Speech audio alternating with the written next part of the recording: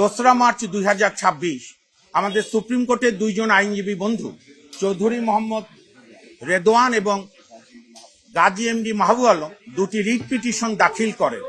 যে দুটি writ পিটিশনে challenge করেন ওনারা যে এই যে জুলাই জাতীয় সনদ উইদিন ব্র্যাকেট সংবিধান সংস্কার বাস্তবায়ন আদেশ এবং আরেকটি গণভোট অর্ডিন্যান্স, এই দুইটি কেন অবৈধ হবে না, কারণ সংবিধানের সঙ্গে সাংঘর্ষিক। আপনারাও পরিচিত এই শব্দের সঙ্গে, যেটা আল্ট্রাভাইরাস টু দ্য কনস্টিটিউশন। গতকাল সুপ্রিম কোর্টের একটি সম্মানিত রিট বেঞ্চে, দ্বৈত বেঞ্চে বিচারপতি মোহাম্মদ রাজিকাল জলিল এবং বিচারপতি মোহাম্মদ এমডি আনোয়ারুল ইসলাম মহোদয়ের কোর্টে আমাদের সুপ্রিম কোর্টের সিনিয়র আইনজীবী এহসানুল করিম এবং আমরা হিয়ারিং করি ও ব্যারিস্টার জ্যোতির্ময় বড়ুয়া সহ অনেক আইনজীবীগণ হিয়ারিং করে। কোর্ট অত্যন্ত ধৈর্য সহকারে শোনেন এবং রাষ্ট্রের সর্বোচ্চ আইন কর্মকর্তা সম্মানিত attorney general, additional attorney general, তাদেরকেও হিয়ারিং শোনেন এবং আরো কয়েকজন আমাদের সুপ্রিম কোর্টের আইনজীবী বন্ধু যারা এই মামলায় এই প্রেয়ারের সঙ্গে একমত নন। যদিও প্রথা নাই রুল ইস্যুর আগে কাউকে শোনা, কিন্তু তবু কোর্ট শুনেছে অ্যাজ এ লিবারাল ভিউ। এবং আজকে আদেশের জন্য ছিল, আজকে আদেশ হয়েছে, মহামান্য হাইকোর্ট আদেশ দিয়েছে যে রাষ্ট্রপতি কর্তৃক প্রণীত 13/11/2025 জুলাই জাতীয় সনদ সংবিধান সংস্কার বাস্তবায়ন আদেশ কেন অবৈধ হবে না, সেই মর্মে 4 সপ্তাহের মধ্যে রুল দিতে বলেছে। এবং আরো একটি গণভোট আদেশ, সেই গণভোট অর্ডিন্যান্স যেটা, সেটাও কেন অবৈধ হবে না, সেই মর্মে রুল জারি করতে বলেছে। অর্থাৎ এর মধ্য দিয়ে জুলাই বাস্তবায়ন সংস্কার আদেশ এবং গণভোট সুপ্রিম কোর্টের বিচারাধীন বিষয় হয়ে গেল। আমরা আশা করি ঈদের পরে কোর্ট খুললে এইটা চূড়ান্ত শুনানি হবে। এবং আমাদের মূল গ্রাউন্ড ছিল যে রাষ্ট্রপতি যে অধিকার বলে অর্ডিন্যান্সটা করেছে গণভোটের, সেটা হচ্ছে আমাদের সংবিধানের 93 অনুচ্ছেদে। সেখানে আছে রাষ্ট্রপতি এমন কোনো অর্ডিন্যান্স করতে পারবে না যে বিষয়বস্তু আমাদের সংবিধানে নাই। আমাদের বর্তমান সংবিধানে গণভোটের কোনো বিধান নাই।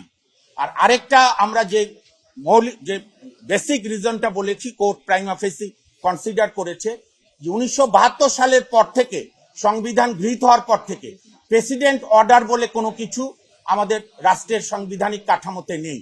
কাজে দুটি কেন ইলিগাল হবে না, এই মর্মে রুল দিয়েছে এবং এই দুইটি বিষয় এখন সর্বোচ্চ আদালতে বিচারাধীন। না, আপনারাও সবাই অভিজ্ঞ, এখানকে বিদগ্ধ সাংবাদিক, কোনো আইনকে চ্যালেঞ্জ করলে স্টে কখনো দেয় না এবং আমরা স্টে চাইও নি। আমরা বলেছি, আমার ভাই যেটা জিজ্ঞেস করছেন, রুলের এক্সাক্ট টার্ম হচ্ছে জুলাই সংস্কার বাস্তবায়ন উইদিন ব্র্যাকেট সংস্কার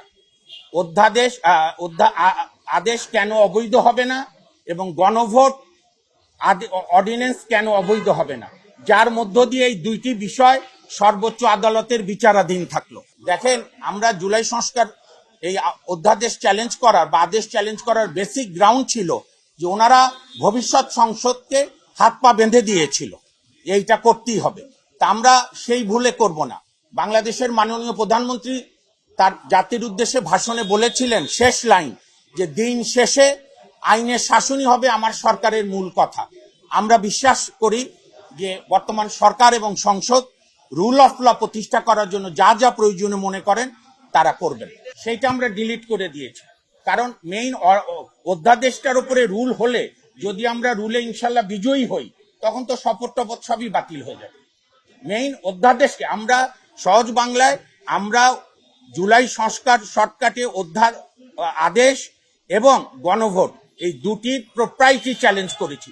এই দুইটি সংবিধানের সঙ্গে সাংঘর্ষিক, কারণ বিগত সরকার 106 অনুচ্ছেদে সুপ্রিম কোর্টের অ্যাডভাইস নিয়ে 8ই আগস্ট তারা সাংবিধানিকভাবে ওত নিয়েছে।